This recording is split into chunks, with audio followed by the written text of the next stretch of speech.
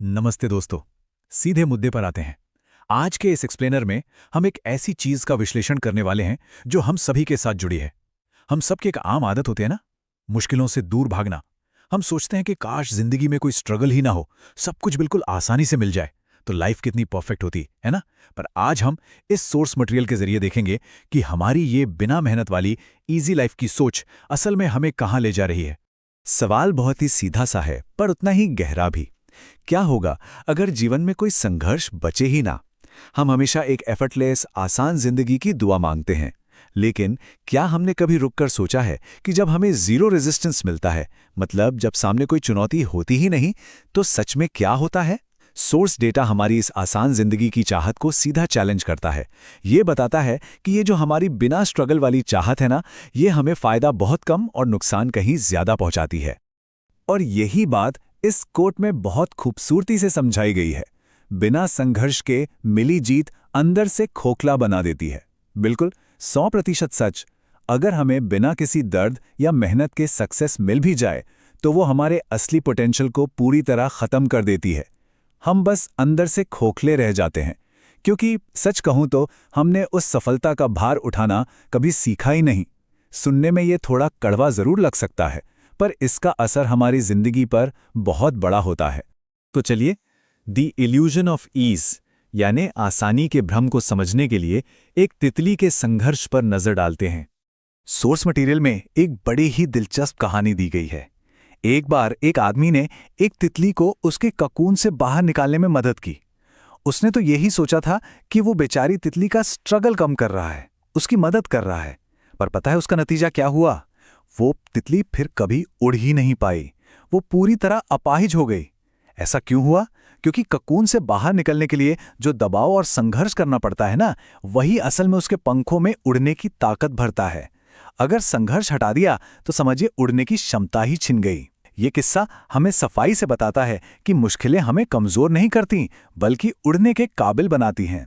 अब आते हैं बदलाव के दर्द पर, यानी the pain of transformation.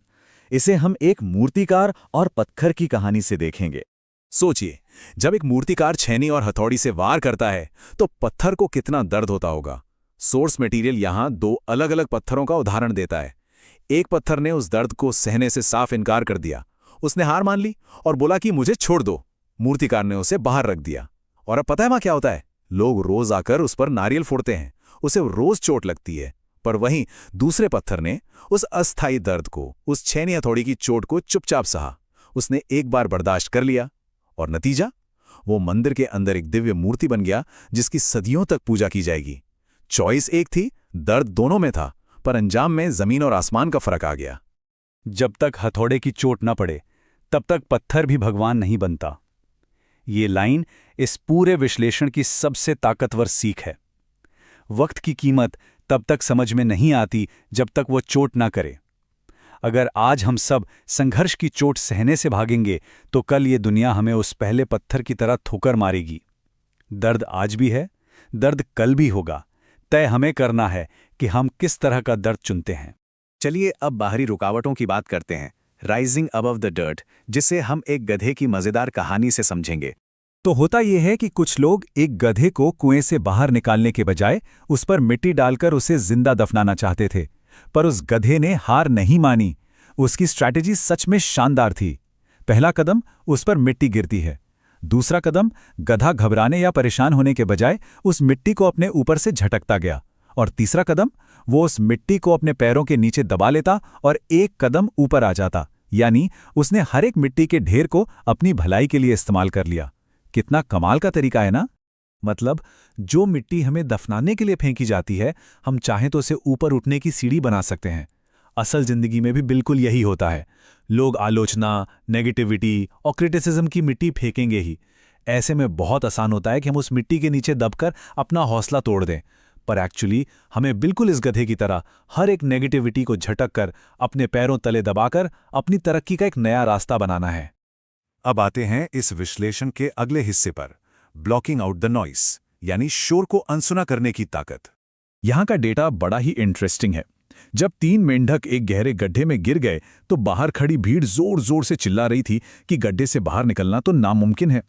Data दिखाता है कि 66% यानी 2 मेंढकों ने उस भीड़ की नेगेटिव बातें सुन ली। उनका हौसला पूरी तरह टूट गया और उन्होंने वहीं हार मान ली। पर जो बचा हुआ 33% था, यानी वो एक अकेला मेंढक, वो गड्ढे से बाहर निकलने में कामयाब हो गया। पता है क्यों? क्योंकि वो बहरा था। जी हाँ, वो मेंढक इसलिए सफल हुआ क्योंकि वो भीड़ के उस नेगेटिव शोर को सुन ही नहीं पाया। उसने एक्चुअली ये सोचा कि लोग उसका हौसला बढ़ा रहे हैं, उसके लिए तालियां बजा रहे हैं। तो यहां से सीख क्या मिलती है? अगर सफल होना है ना, तो समाज के उस शोर के लिए बहरे बन जाना चाहिए जो हमें कमजोर या लाचार महसूस करवाता है। उन आवाजों को हमारा रास्ता रोकने की इजाजत बिल्कुल नहीं मिलनी चाहिए। आखिर में हम देखने वाले हैं कि कैसे ट्रांसफॉर्मिंग पेन इनटू पावर काम करता है, जहां हमारी कमजोरी ही हमारा सबसे बड़ा हथियार बन जाती है। सोर्स मटेरियल हमें साफ बताता है कि अपनी कमियों को कभी भी एक टूटे हुए घड़े की तरह शर्म का कारण नहीं समझना चाहिए। हमारी लिमिटेशंस, हमारे फ्लॉज, सच कहूं तो ये कोई बोझ नहीं है। ये एक्चुअली हमारी सबसे अनोखी ताकत हैं, हमारे सबसे बड़े हथियार हैं। जब हम खुद को पूरी तरह अपनी सभी कमियों के साथ स्वीकार कर लेते हैं, बस तभी हम अपने दर्द को असली ताकत में बदल पाते हैं। ये बात अपने आप में आग लगा देने वाली है। संघर्ष हमें दफना नहीं रहे दोस्तों, वो हमें तराश रहा है। हम चमकने के बहुत ही करीब हैं, इसलिए हार मानना तो कभी कोई ऑप्शन होना ही नहीं चाहिए। हर कठिनाई, हर ताना, हर एक रुकावट, ये सब बस एक छेनी है जो हमें और बेहतर और ज्यादा निखरा हुआ बना रही हैं। तो इस पूरे एक्सप्लेनर के अंत में बस एक पल के लिए रुकिए और सोचिए, अगर हर एक मुश्किल, हर एक कठिनाई सच में सिर्फ एक छेनी है जो एक मास्टरपीस तराश रही है, तो आज हम मिलकर कौन सा मास्टरपीस बन रहे हैं? आने वाले हर संघर्ष को खुशी से गले लगाइए, उस दर्द के पीछे छिपे बदलाव को पहचानिए, क्योंकि याद रखिए, बिना ठोकर खाए कोई भी पत्थर भगवान नहीं बनता। इस पर जरूर सोचिए और मिलते हैं अगले एक्सप्लेनर में। वीडियो बढ़िया लगी हो थोड़ी सी भी तो चैनल को सब्सक्राइब कीजिए और बेल आइकन को प्रेस कीजिए। Thank you.